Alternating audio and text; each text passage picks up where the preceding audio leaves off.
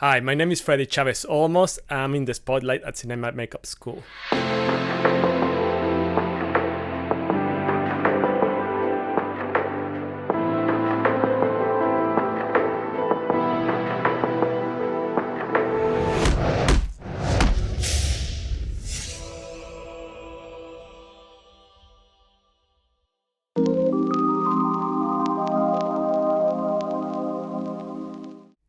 Oh yeah, no, I'm super glad I was part of the Cinema Makeup School alumni because to me that set the base of what I'm doing right now. I think just combining my knowledge in filmmaking, makeup, and visual effects, it led me to become a director or direct more stuff right now.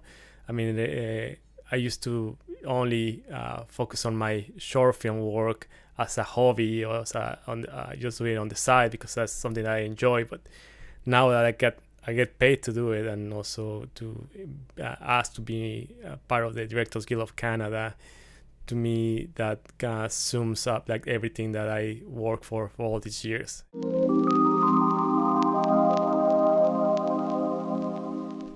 Back then we didn't have any social media, so it was just through Google. I was just looking for a makeup school that would teach me prosthetics and special makeup effects.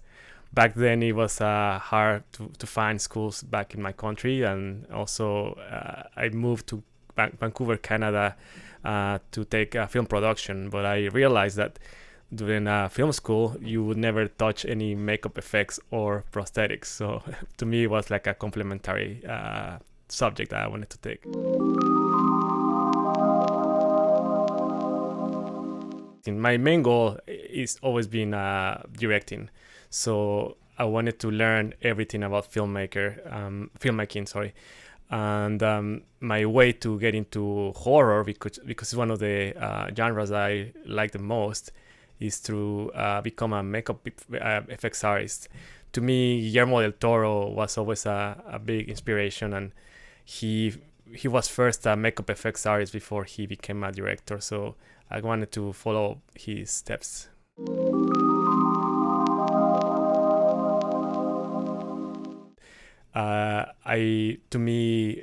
Anything that has either sci-fi or horror that has a creature, to me that's very appealing.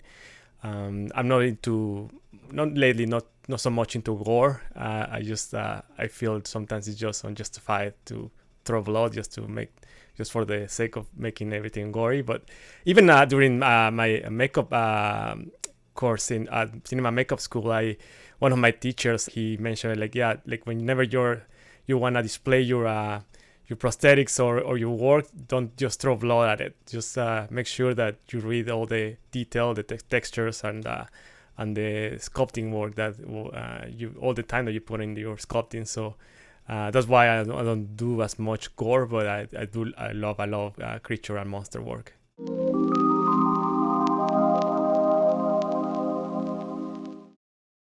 Yeah, I mean the biggest one I would say was the Exorcist. And it's not a creature, but it's still like a really cool makeup. And to me, that was one of the first movies I saw when I was a kid. And then eventually I started seeing like Gremlins and Nightmare on Elm Street and all those films. But all the work from Rick Baker and even way back to Lon Chaney, I think for me that was always appealing, how they transform themselves too.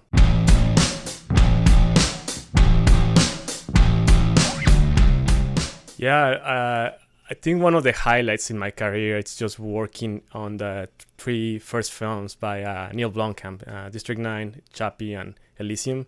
And I got to be on set also on Elysium, but because he's from South Africa, but he lives in Vancouver, and that's where I live as well. So I had a very close relationship, I would say, during those films, because one of my friends also was one of the producers on Chappie and Elysium. So it was cool to have that director coming in and checking work and giving comments right in the same room.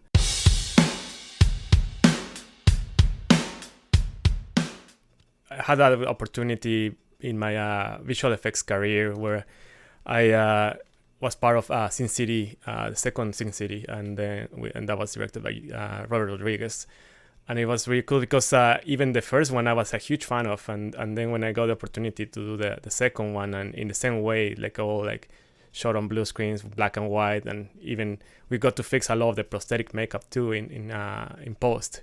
So my skills that I had in my knowledge of makeup effects, I got to combine them with my visual effects skills as well.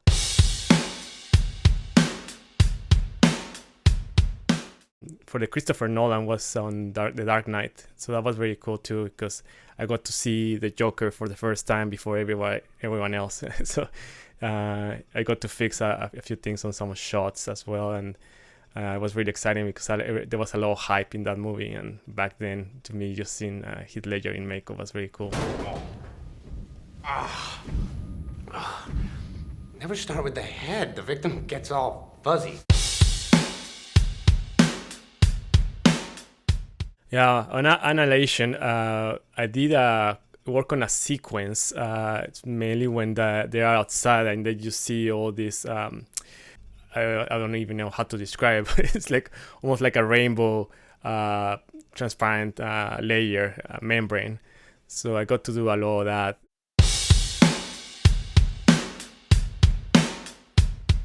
And then on Deadpool, we enhanced the mask that was used on set, so there was some movement on his face and on the eyes as well, which is the same thing they do for Spider-Man. To Shush, the one about the kid, the creature that eats hair. So yeah, that one was a full prosthetic suit with a full-on prosthetic head as well. And then we did the tentacle that comes out in the computer. So that was all digital effects. So that was one of the cool things about having both skills, like where I decided how much practical can be done on set and what were the limitations. And then we did everything else with CGI.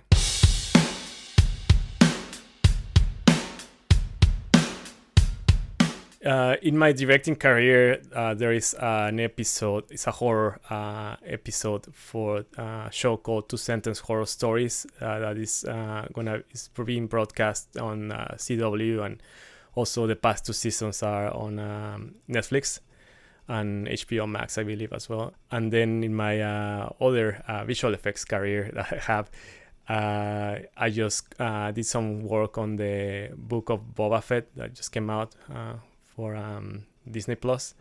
I have another project I'm currently working on, but that one I cannot disclose. But it's also a very cool, exciting Disney show.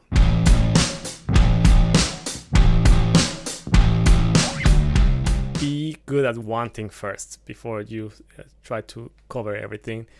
For me, as a filmmaker, I wanted to direct and write and do special makeup effects and digital effects. So I don't think it works that way. If you want to be smart, you are good at one thing. Even in the makeup effects field, you're good at sculpting. Stick to sculpting as much as you can, and then still try to do everything in your spare time on doing your own hobby as your hobby. But then once that you're good at one thing, it will lead you. I think people will trust you with more.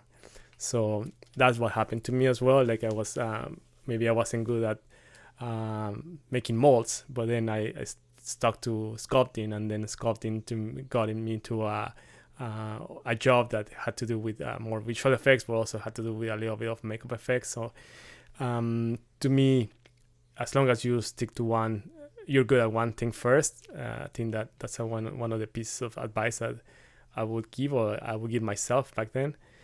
And the second one, try to build a network. I think building a network is really important. I think social media is another thing that I would say use it to your advantage.